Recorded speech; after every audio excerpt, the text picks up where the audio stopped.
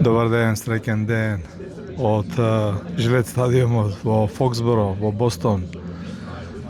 Еве не во прес-ложата, новинарската ложа, ова што го видовте пред малку е така еден мал доловен амбиент и искрено на целото моје искуство со сите овие 9 мундијали за мене ова ми е 10, ова е сепак нешто ново, нешто интересно и самиот привод до стадионот, самото доагање е некако многу поразлично.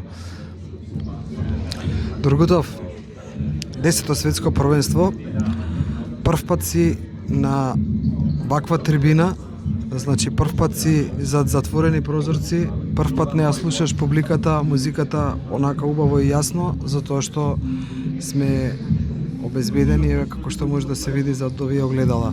Јас сакам ти да кажеш после 10 твои светски првенства што мислиш, а јас ќе кажам, а мене апсолутно не ми е природно да биде вака, некој можеби ќе се насмеат, некој можеби ќе речат не знам што, меѓутоа кој што сака нека каже, никој не го доживеал ова за да може да зборува. Па искрено еве така се намести бројките на седиштата, нешто трети ред, блок С 136-137 седиште, до нас седи колега од Руанда, колега од Африка, кој така веднаш некако се спријателивме, почнеме муавет и го прашував што мисли за ова за стадионот, вика така од него ми дојде идејата дека ова не е веќе ни фудбалски стадион, него е нешто рагби стадион, бейсбол стадион, не знам, не можам. Можеш ли да се навратиш малку наназад, само ќе се обидам да ја свртам камерата. Еве не имаво камера нас. Можеш ли да се вратиш малку наназад на светското првенство во Америка кога беше која година? 1994, моја второ светско првенство. 1994 и сега 2026. После толку поминати години се сеќаваш ли на дали имаше нешто слично на овој начин на организација? Не. Сите стадиони беа отворени, се беше наачик. Немаше седишта на стадионите. На Роуз Бол во финалето имаше 104.000 официјално, неофицијално гледачи. Финалето Бразил Италија каде што Барези и Бажа промашија пенали. У Њујорк на Giant стадион, сега новиот стадион MetLife каде што ќе се игра финалето, тогаш ги гледав надпреварите Бугарија и Мексико и Република Ирска со Италија. На тој стадион беше се отворено, топло, се пиеше пиво. Немаше никако. Нема лагаве за соба. Не. Ова е нешто па нас не е невообичаено, не е нас. Да, тоа сакав да речам, некој ќе рече вака, некој ќе рече така, јас ќе кажам како што секогаш кажувам во оригинал, ние не сме за ова или пак јас не сум за ова, ние повеќе сакаме гужва, повеќе сакаме да слушаме публика, повеќе сакаме овдека и некако се е мирно тивко, овдека сите работат на своите лаптопи, еве и ние работиме. И малку полека зборуваме, сигурно ќе почувствуваат и нашите гледачи дека некако чудно зборуваме. Меѓутоа застаклен простор, некако убави ложи како кој знае. Јас знаеш на што се сеќавам, не можам да ми текне само каде беше тоа. Во една прилика вака на стадион, ние на седиштата овие што се пак ќе свртам сега камерата, овие седишта што се гледаат вака, а зад нас значи ние сме сега над нечии седишта, зад нас го гледавме Арсен Венгер како коментира. Не можам да се сетам каде беше, ама ова ме потсеќа на тоа, значи. Многу настани има, нема да памтим, ама беше отворена новинарската ложа. Доаѓајќи навака го видовме Ибрахимовиќ, додуше го видовме на телевизија, не знаеме дали е на овој стадион или на некој друг. Видовме момент како и он седи зад овие стакла и даваше изјава. Да. Сега го видовме кога влегував. Он е коментатор на Fox телевизија. Да, не знам дали е овдека на стадионов, тоа сакав да речам, него поентата ми е, значи, они коментираат секогаш вака за стакла, не се меѓу публиката, не се меѓу навивачите. Тоа е што е интересно, убаво или неубаво за кого како.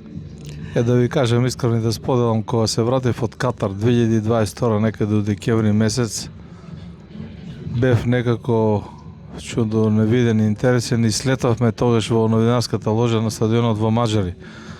Февруари 2023 за 2 месеци и мислев дека сум паднал од некој коњ лепицанер на некој магаре од Плачковица на оние даските. Меѓутоа тоа е љубовта кон Вардар, нема врска, чисто како асоциација. Сега имам спротивно чувство на сето она што го гледавме, бев ми у Копенхаген, бев ми ова на Фоксборо, на Жиле стадионот е навистина нешто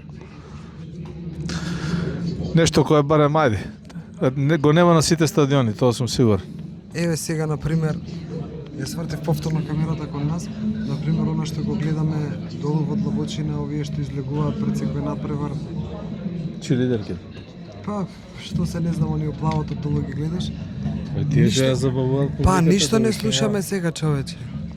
Тука сме ние да работиме. Тука сме ние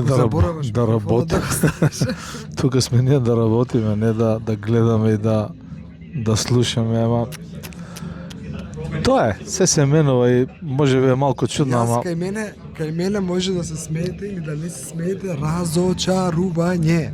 разочарување. Замислете сега 4 утакмици треба да ги гледаме вдека на истиот овој стадион 4 пати вака. Плюс 4 со оваа 5. Со оваа 5? Да. Така ли не доаѓа? Добро, тоа е. Здравје кафето. Бите ми поздравени. Одиме со Шкотска, Хаити. Најверојатно ќе направиме мини извеј, сме виделе како сме виделе. Еве гледам долу има две стативи на теренот. Можеш малку да свртиш камерата да поблиску. Ја гледам на подалечната. Еве ги една и десно уште една. На самата гол линија 2 стативи. Треба да тргнат едната пред да почне. Се загреваат голманите на таа. Тоа е. А што ќе кажеш околу публикава? Ова е голем стадион, 65.000, 70.000, така нешто се обира. Прекрасно. Публиката е одлична. Вака некако уште празно ми делува на... Не, пуно ќе се напуни. Ќе се напуни, ама останаа многу шкоти, останаа без карти, тоа го потврдивме претходно. Мислам дека овде ќе биде фул полна, ама ајде да видиме. Ќе видиме, да. Јас искрено не верувам, мислам дека има многу што има купено карти што сакаат да ги препродадат по високи цени и дека нема да најдат купци за тоа. Ајде, се прекинуваме овде со друго видео подоцна малку.